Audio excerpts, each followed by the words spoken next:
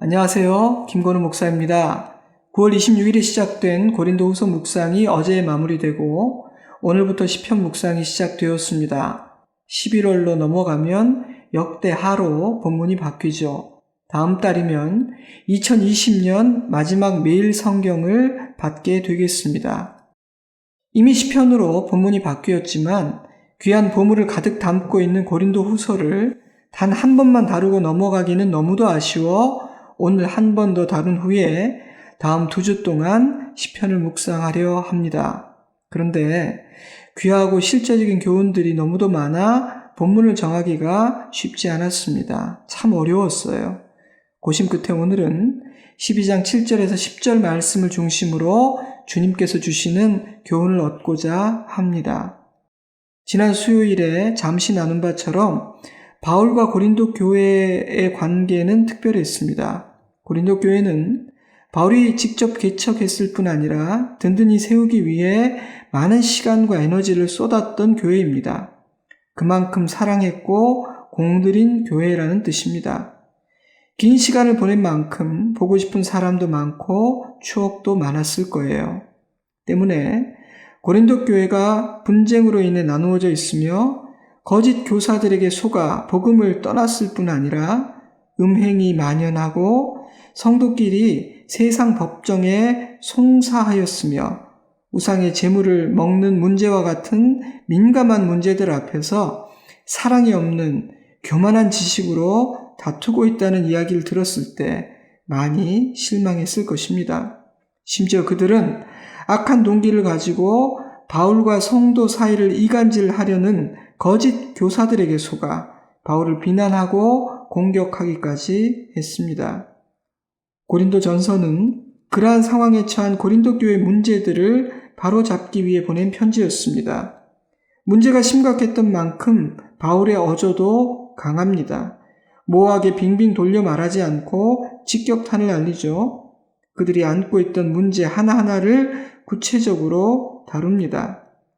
13장에서는 중병에 걸린 고린도 교회에 대한 처방으로 사랑을 제시하죠. 유명한 사랑장입니다.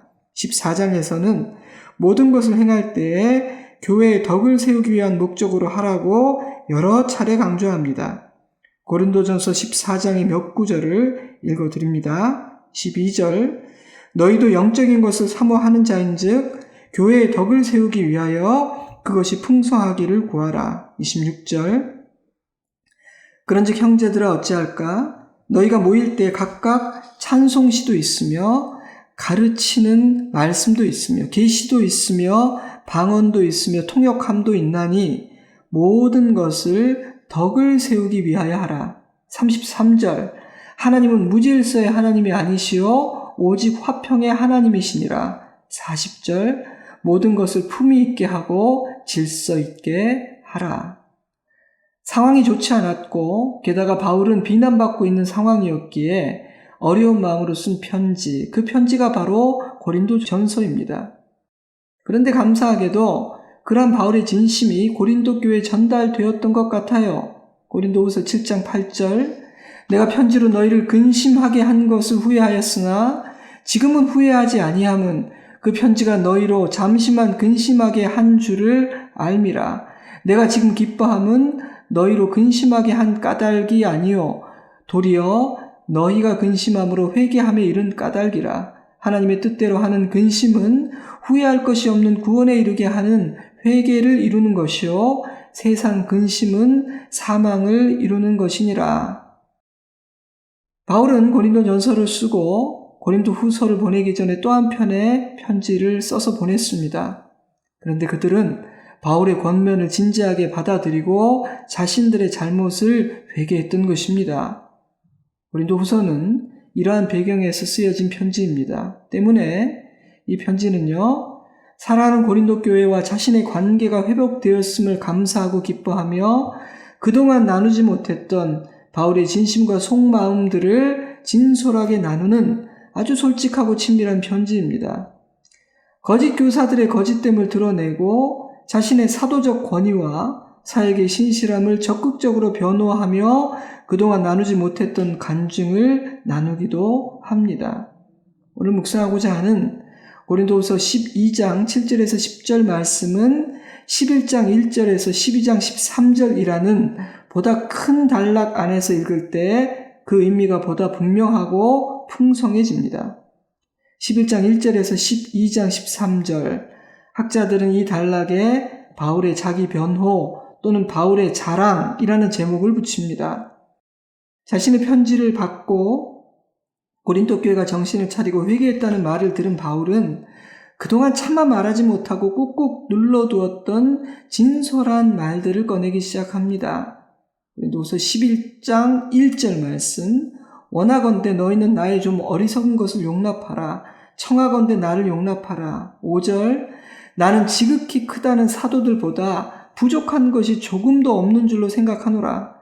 내가 비록 말에는 부족하나 지식에는 그렇지 아니하니 이것을 우리가 모든 사람 가운데에서 모든 일로 너에게 나타내었노라. 18절, 여러 사람이 육신을 따라 자랑하니 나도 자랑하겠노라. 23절, 그들이 그리스도의 일꾼이냐 정신없는 말을 하거니와 나는 더욱 그러하도다.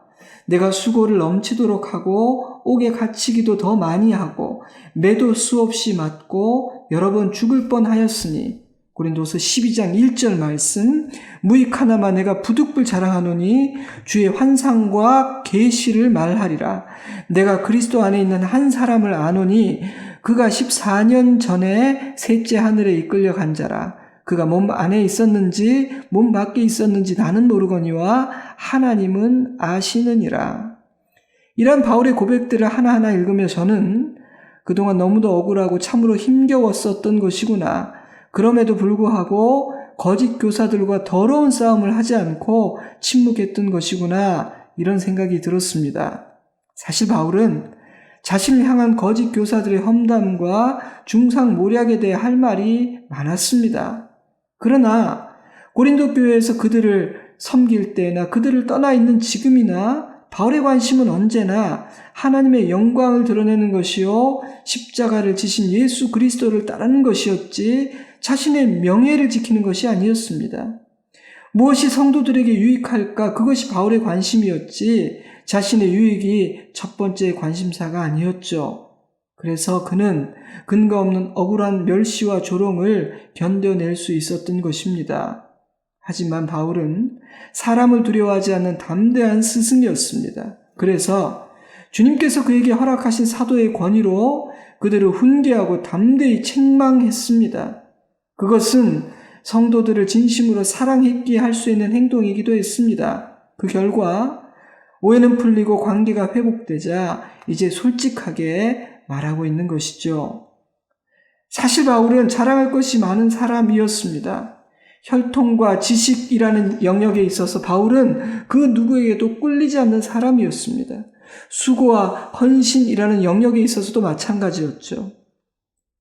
11장 21절에서 33절에는 바울의 레주메, 자기소개서, 이력서라는 별명이 붙어 있는데요. 그곳에 기록된 바울의 고난과 수고들을 읽다 보면 아마도 꼬리를 내리지 않을 사람은 없을 겁니다. 뿐만 아니라 계시와 환상, 신비한 영적 체험이라는 영역에 있어서도 바울은 조금도 뒤지지 않았습니다. 그는 마치 다른 사람의 경험을 소개하듯 자신이 셋째 하늘을 다녀온 간증을 하는데요. 14년 동안이나 그 누구에게도 이야기하지 않았던 비밀스러운 체험이었습니다. 아마도 그러한 간증이 예수 그리스도의 십자가 복음에 조금이라도 방해가 될 것 같아서였던 것 같아요. 이처럼 바울에게는 내세울 만한 많은 것들이 있었습니다. 거짓 선생들이 이런 것들을 자랑하더냐? 내가 말을 안 해서 그렇지 나에게는 그들이 자랑한 모든 것들보다 더한 자랑거리들이 있다. 바울은 지금 그렇게 말하고 있는 것입니다. 그런데 그러한 바울의 자기 변호와 자랑 속에 놀라운 반전이 숨어 있습니다. 바울이 진정 자랑하고 싶었던 것은 거짓 교사들이 자랑하는 그런 것들이 아니었기 때문입니다. 이 단락 안에서 바울은 나는 나의 약함을 자랑한다라는 표현을 수차례 반복합니다. 고린도서 11장 30절 내가 부득불 자랑할진대 내가 약한 것을 자랑하리라.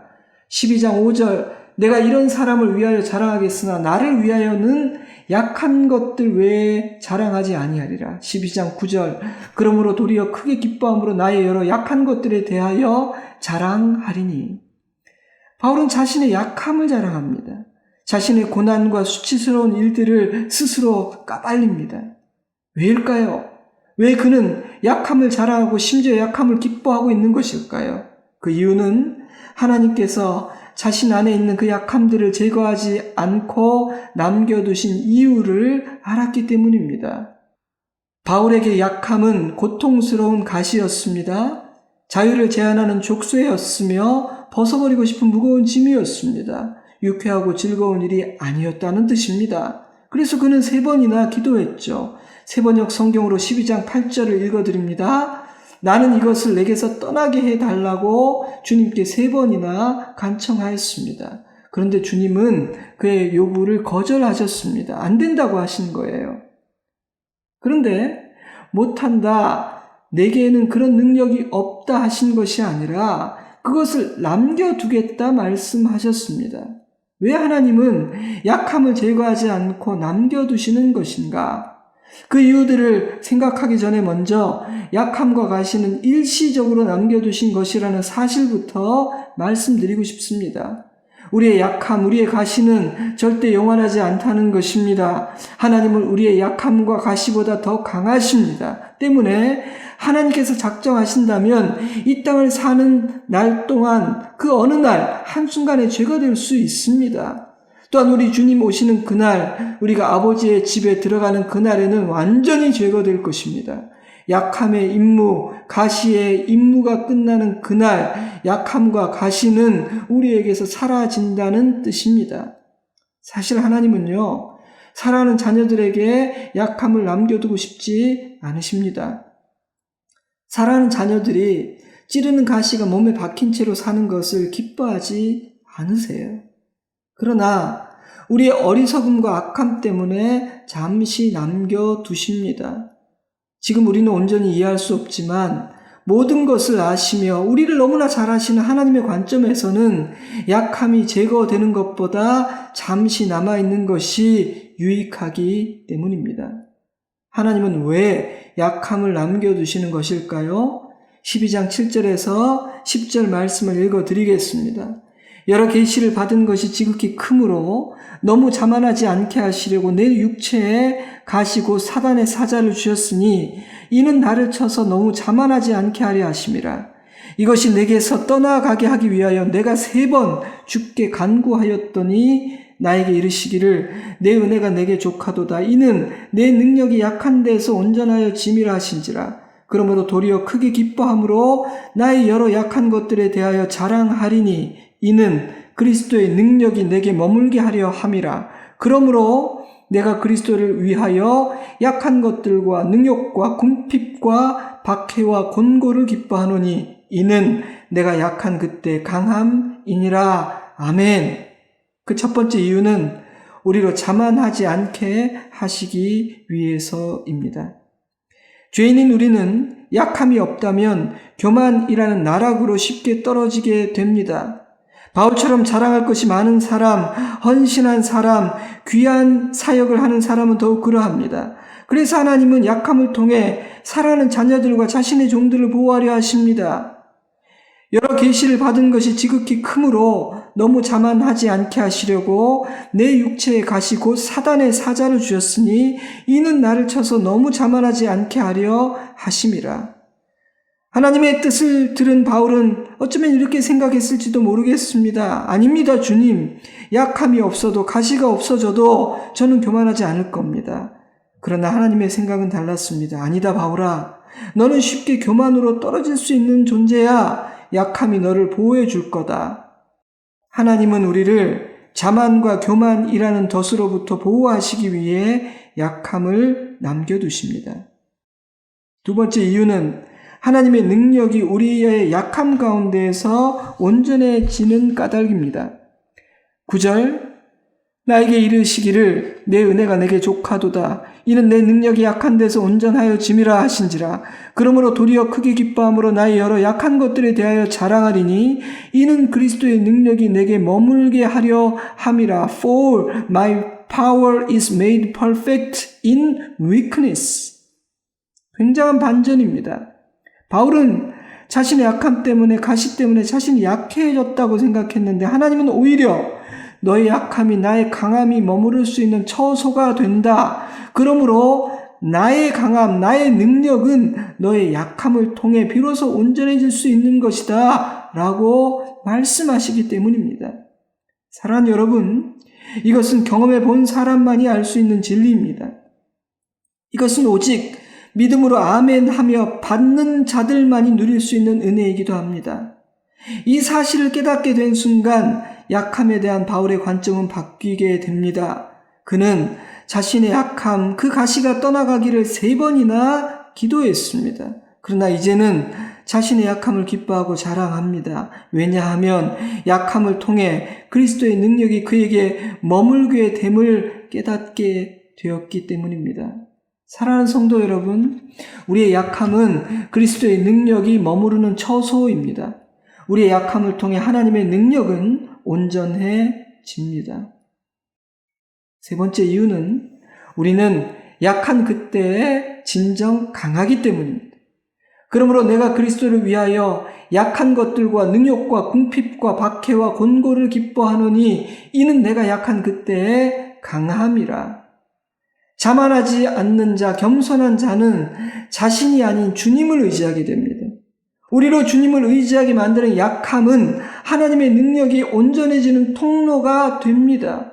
하나님은 우리의 약함에 자신의 처소를 정하시고 머무르십니다. 그러므로 우리는 약한 그때 진정 강할 수밖에 없는 것입니다. 이 사실을 깨닫게 되자 약함과 고난과 궁핍과 박해에 대한 바울의 관점은 완전히 바뀌게 됩니다. 그는 이제 그것들을 기뻐한다고 말합니다. 굉장한 고백이죠. 저는 제가 언제 가장 강했는지를 생각해 보았습니다. 제가 강했을 때는, 그나마 제가 좀 강하고 단단했을 때는 제가 잘 나간다거나 모든 상황이 좋을 때가 아니었습니다. 저는 저에게 오직 그리스도만 남았을 때가 가장 강했습니다. 제가 얼마나 약한 자인지를 알고 주님 앞에 엎드려 주님만을 신뢰할 때, 그리고 주님께만 순종할 때 저는 두려울 것이 없었습니다. 사랑하는 여러분, 여러분은 언제 가장 강했던 것 같습니까? 잘 생각해 보시기 바랍니다. 그래서 바울은 약함을 자랑하는 사람이 된 것입니다. 고린도후서 8장 9절, 우리 주 예수 그리스도의 은혜를 너희가 알거니와 부요하신 이로써 너희를 위하여 가난하게 되심은 그의 가난함으로 말미암아 너희를 부요하게 하려 하심이라. 바울에게 예수님은 스스로 가난해지신 분, 스스로 약함 속으로 들어가신 분, 그리함으로 진정한 강함이 어떤 것인지를 보여주신 분, 그리함으로 죄인들을 부요하게 하신 분이셨습니다. 그래서 바울은 이렇게 선포하죠. 너에게 그리스도의 약함이 없다면 너는 버림받은 자다. 그러니 너의 믿음을 시험하고 확증하라. 고린도후서 13장 4절, 그리스도께서 약하심으로 십자가에 못 박히셨으나 하나님의 능력으로 살아계시니 우리도 그 안에서 약하나 너희에게 대하여 하나님의 능력으로 그와 함께 살리라. 너희는 믿음 안에 있는가? 너희 자신을 시험하고 너희 자신을 확증하라. 예수 그리스도께서 너희 안에 계신 줄을 너희가 스스로 알지 못하느냐? 그렇지 않으면 너희는 버림받은 자니라.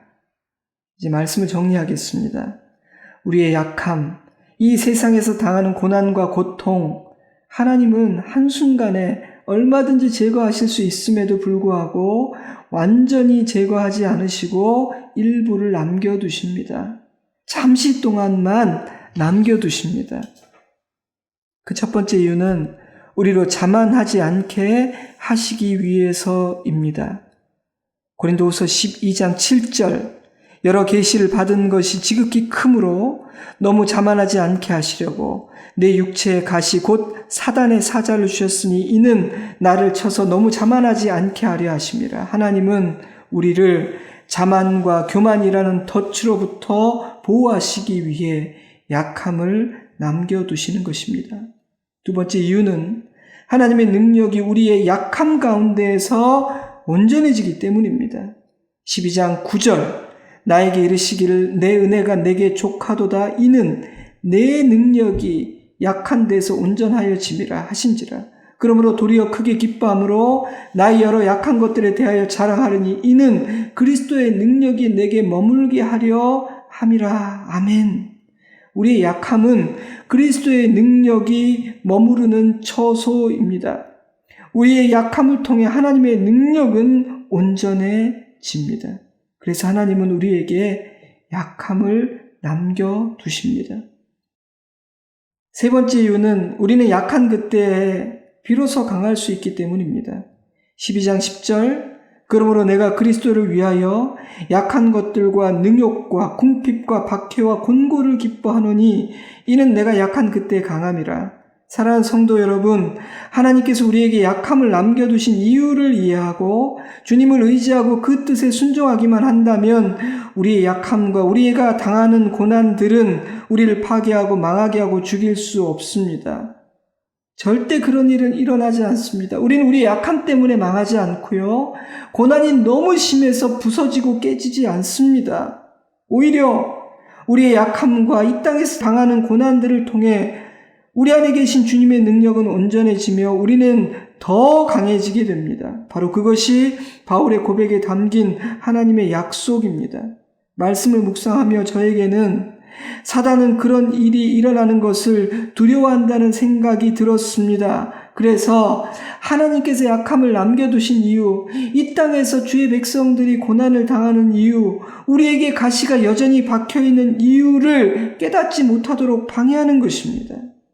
사랑하는 성도 여러분, 저와 여러분에게 그리스도를 드러내는 약함, 하나님의 능력을 온전하게 만드는 약함이 있기를 주님의 이름으로 축복합니다. 그러면 우리의 원수는 우리를 만만히 보지 못할 것입니다.